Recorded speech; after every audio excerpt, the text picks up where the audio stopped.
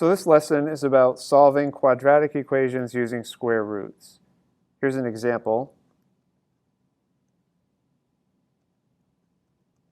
Now you can only solve these by square roots easily if there's no x term. If there's an x term, it gets more complicated because then it's more like completing the square. You have to do a lot of algebra to get there. But these are pretty straightforward.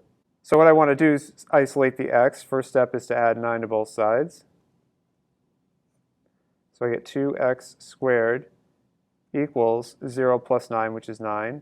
Divide both sides by 2.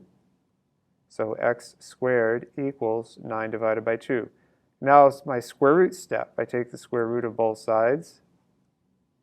So the square root of x squared equals plus or minus the square root of 9 halves. And I do the plus or minus because there are two solutions. Reason being, say you have 3 times 3, for example. That equals 9, but also negative 3 times negative 3 equals 9. So you need to account for both solutions, which is why you use a plus or a minus here.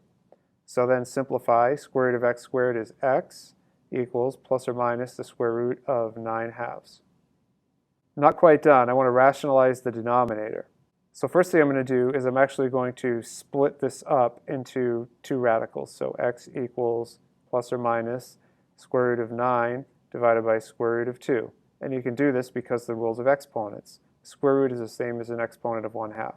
So anyway, let's simplify further. Square root of 9 is 3, so this is the same as x equals plus or minus 3 over square root of 2. Now I want to rationalize, meaning get rid of the radical in the denominator. So multiply by square root of 2 over square root of 2.